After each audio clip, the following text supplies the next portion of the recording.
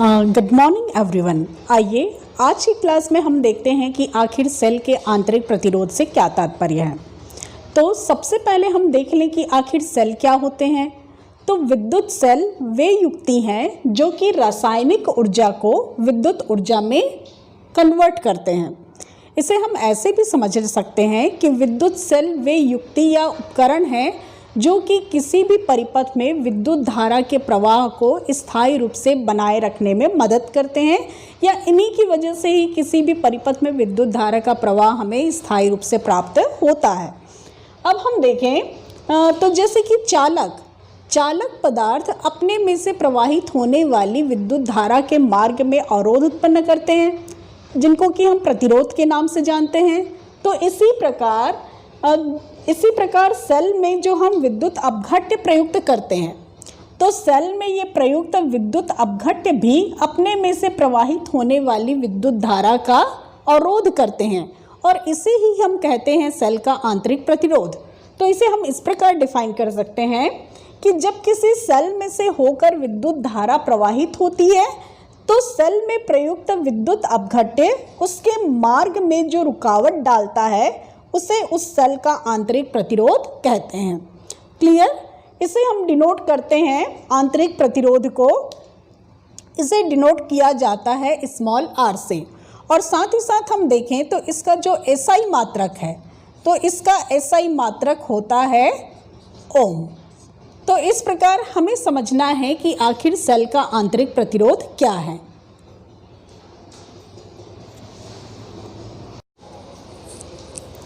आइए अब हम देखें कि आखिर सेल के आंतरिक प्रतिरोध को प्रभावित करने वाले कारक कौन कौन से हैं। तो सेल के आंतरिक प्रतिरोध को प्रभावित करने वाले कारक हैं विद्युत अपघट्य की सांद्रता। तो जैसे जैसे हम विद्युत अपघट्य की सांद्रता बढ़ाते हैं, तब क्या होगा कि विद्युत अपघट्य की सांद्रता बढ़ाने से विद्युत धारा के मार्ग में अवरोध उत्पन्न करने वाले अणुओं की संख्या बढ़ जाती है, और इसलिए सेल का आंतरिक प्रतिरोध भी बढ़ जाता है। तो इसलिए हम इसे लिख सकते हैं कि सेल का आंतरिक प्रतिरोध R समानुपाती होता है किसके? विद्युत अपघट्य की सांद्रता, that is concentration of electrolyte, जिसको कि हमने कैपिटल C से डिनोट किया है। नेक्स्ट फैक्टर हम देखें तो यह डिपेंड करता है इलेक्ट्रोडों के बीच की दूरी पर। तो जैसे जैसे हम इलेक्ट्रोडों के बीच की हम दूरी बढ़ाते हैं, तो दूरी बढ़ाने पर क्या होता है? विद्युत अपघट्य की मात्रा बढ़ जाती है, और विद्युत अपघट्य की मात्रा बढ़ जाती है मीन्स नंबर ऑफ मॉलिक्यूल्स बढ़ गए विद्युत अपघट्य में, जो कि विद्युत धारा के मार्ग में ज़्यादा अवरोध उत्पन्न करेंगे। तो इसलिए इलेक्ट्रोडों के बीच की दूरी बढ़ाने पर सेल के आंतरिक प्रतिरोध की वैल्यू भी बढ़ती है, और इसे हम लिख सकते हैं कि R is proportional to D। तीसरा फैक्टर है विद्युत अपघट्य में डूबे इलेक्ट्रोडों का प्रभावी क्षेत्रफल। तो क्या होगा कि जब ज़्यादा क्षेत्रफल किसमें? विद्युत अपघट्य में यदि डूबा है, तो प्रति सेकंड गुजरने वाले इलेक्ट्रॉनों की संख्या भी बढ़ जाती है, और इससे क्या होगा कि आंतरिक प्रतिरोध की वैल्यू कम होती है। तो इस प्रकार हम इसे लिख सकते हैं कि R जो है व्युत्क्रमानुपाती होता है, दैट इज 1/A, जहाँ पर A क्या है? Area of electrodes. ठीक है। नेक्स्ट हम फैक्टर देखें विद्युत अपघट्य का ताप। तो जैसे जैसे हम ताप बढ़ाते हैं विद्युत अपघट्य का, ताप बढ़ाने पर क्या होगा? ताप बढ़ाने पर श्यानता जो है कम हो जाती है। श्यानता कम होने से अणुओं की गतिशीलता जो है वह बढ़ जाती है, और इस प्रकार सेल का इंटरनल रेजिस्टेंस या आंतरिक प्रतिरोध जो है वह कम होता है। तो नेक्स्ट फैक्टर विद्युत अपघट्य का ताप, तो आंतरिक प्रतिरोध जो है व्युत्क्रमानुपाती होता है विद्युत अपघट्य के ताप के। तो इस प्रकार ये चार कारक हमने यहाँ पर एक्सप्लेन किया हुआ है जो कि सेल के आंतरिक प्रतिरोध को प्रभावित करते हैं। आइए अब हम देखें कि आखिर विद्युत वाहक बल से क्या तात्पर्य है। तो इसे समझने के लिए हम डायग्राम पर नज़र डालते हैं। डायग्राम में हमें यह एक विद्युत अपघटनी सेल दिखाया गया है। इस विद्युत अपघटनी सेल में दो इलेक्ट्रोड, जिससे कि हमने P और N से डिनोट किया है, दो इलेक्ट्रोड होते हैं, और जो कि किसमें? विद्युत अपघट्य में डूबे होते हैं। अब हम देखें तो इसमें क्या होता है कि इन विद्युत अपघट्य और इलेक्ट्रोडों के बीच आवेशों का आदान प्रदान होता है। आवेशों के आदान प्रदान से ही हम देखते हैं कि किसी भी परिपथ में हम सेल के माध्यम से विद्युत धारा प्रवाहित करते हैं। अब देखें हम इसमें कि परिपथ में, विद्युत परिपथ में या बाह्य परिपथ में हम देखें तो जो विद्युत धारा है वो कहाँ से, तो धन इलेक्ट्रोड से ऋण इलेक्ट्रोड की ओर प्रवाहित होती है। लेकिन सेल के अंदर जो धारा है वह सेल के ऋण इलेक्ट्रोड से धन इलेक्ट्रोड की ओर प्रवाहित होती है। दैट इज कहाँ से, N से कहाँ, P की ओर। तो इस प्रकार हम देख रहे हैं कि आवेशों को किसमें, पूरे विद्युत परिपथ में प्रवाहित करने के लिए हमें ऊर्जा की आवश्यकता होगी। और यह ऊर्जा हमें कहाँ से प्राप्त होता है, तो यह ऊर्जा हमें सेल के अंदर होने वाली रासायनिक अभिक्रिया के फलस्वरूप प्राप्त होती है।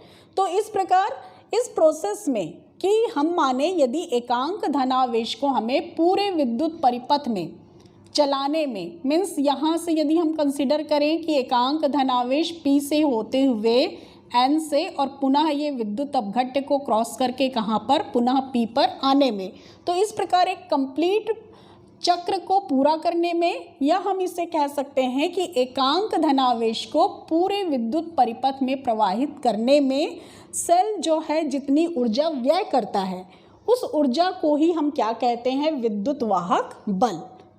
ओके, हम इसे इस प्रकार भी डिफाइन कर सकते हैं कि एकांक धनावेश को पूरे विद्युत परिपथ में चलाने के लिए सेल के द्वारा जितना कार्य करना पड़ता है उसे उस सेल का हम विद्युत वाहक बल कहते हैं। यदि हम यहाँ पर लें, हम मान लेते हैं कि माना Q आवेश को पूरे विद्युत परिपथ में चलाने में सेल द्वारा किया गया कार्य यदि W है, या सेल जो है W ऊर्जा व्यय करता है, तो विद्युत वाहक बल को यहाँ पर हम एप्सिलॉन से हम डिनोट कर रहे हैं।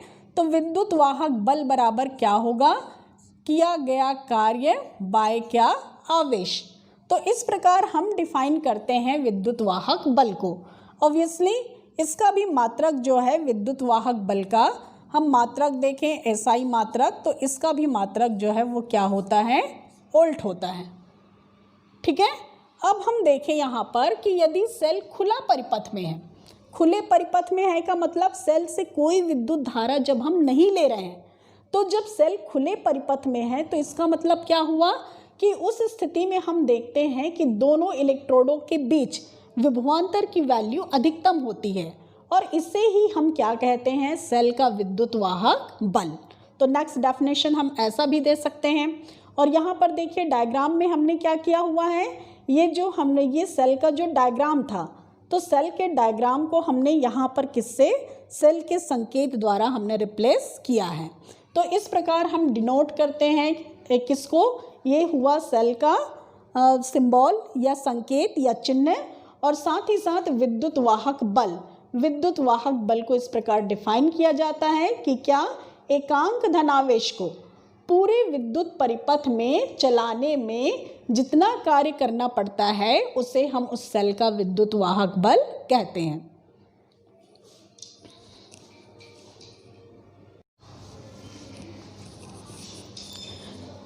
आइए आगे हम देखें, यदि हम इसे इक्वेशन नंबर 1 दे दें और इक्वेशन नंबर 1 में सपोज आवेश की वैल्यू यदि कितनी है, 1 कूलम, साथ ही साथ किए गए कार्य W की वैल्यू यदि कितनी हो, 1 जूल, तो इक्वेशन नंबर 1 से हम लिख सकते हैं विद्युत वाहक बल इक्वल टू कार्य की वैल्यू कितनी, 1 जूल बाय 1 कूलम। और ये जो मान है, यही मान जो है किसके बराबर होता है, 1 वोल्ट के बराबर। तो इस प्रकार यहाँ से हम वोल्ट को हम डिफाइन कर सकते हैं। कैसे, यदि 1 कूलम आवेश को पूरे विद्युत परिपथ में चलाने के लिए किए गए कार्य का मान यदि 1 जूल के बराबर हो, तब उस परिपथ का विद्युत वाहक बल या उस सेल का विद्युत वाहक बल, ठीक है, विद्युत वाहक बल किसका होगा, ऑब्वियसली सेल का होगा। तो उस सेल का विद्युत वाहक बल जो है वो कितना होता है, 1 वोल्ट के बराबर। तो इस प्रकार जो ईएमएफ का जो एसआई मात्रक है वोल्ट, उसको हम यहाँ से डिफाइन कर सकते हैं। साथ ही साथ यदि हम विमी सूत्र निकालें किसका, विद्युत वाहक बल का, तो इसका विमी सूत्र कितना मिल जाएगा, कार्य बटा आवेश। तो कार्य का विमी सूत्र कार्य बराबर बल गुणित विस्थापन, बल मीन्स mL_t-2, विस्थापन मीन्स इंटू L, तो मैं यहाँ लिख देती हूँ mL/t-2 बाय आवेश। तो आवेश बराबर I बराबर हम डिफाइन करते हैं विद्युत धारा बराबर आवेश प्रवाह की दर, दैट इज आवेश बराबर I इंटू टी, और दैट इज I का लिए विमीय राशि जो है ये हो जाएगा कैपिटल A एम्पियर, टी समय, तो इसको हम डिनोट करेंगे कैपिटल टी से। तो इस प्रकार हम देखें इसका विमीय सूत्र हो जाएगा mL/t-3 एंड A-1। तो इस प्रकार हम निकालते हैं इसका विमीय सूत्र, और साथ ही साथ हमने किसे डिफाइन किया, वोल्ट को।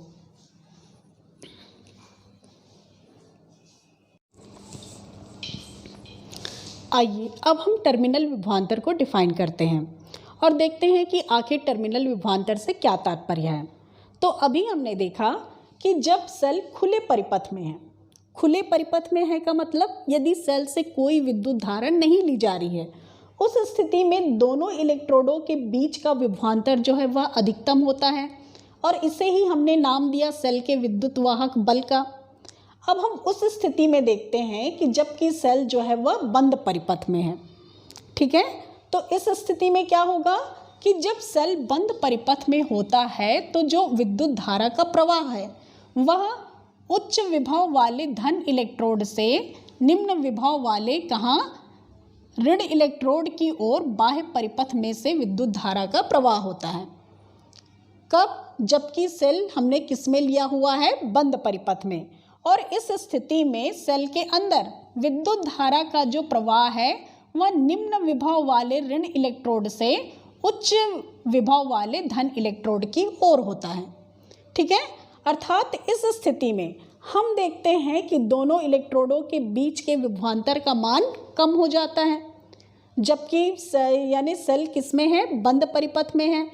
तो इस विभवांतर को ही हम कहते हैं, जबकि सेल बंद परिपथ की स्थिति में हो तो दोनों इलेक्ट्रोडों के बीच का जो विभवांतर है उसे ही हम टर्मिनल विभवांतर का नाम देते हैं। और इसे हम डिफाइन कर सकते हैं कि एकांक धनावेश को बाह्य विद्युत परिपथ में चलाने के लिए जितना कार्य करना पड़ता है उसे उस सेल का हम टर्मिनल विभवांतर कहते हैं।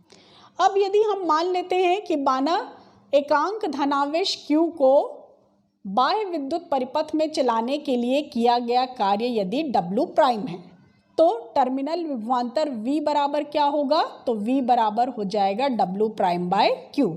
एंड ऑब्वियसली इसका भी जो SI मात्रक है, SI मात्रक इसका भी क्या होता है, तो ये हम देखते हैं इसका SI मात्रक इसका भी वोल्ट होता है, ठीक है।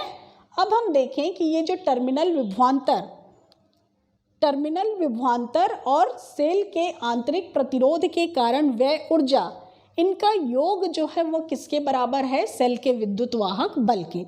या हम इसे ऐसा भी कह सकते हैं कि किसी सेल का विद्युत वाहक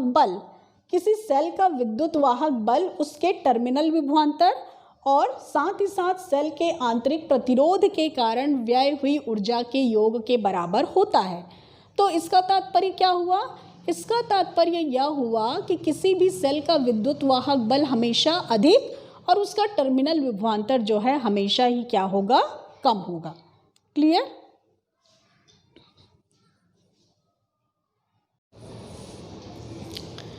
आइए अब हम देखें कि आखिर विद्युत वाहक बल और विभवांतर इन दोनों में क्या अंतर है।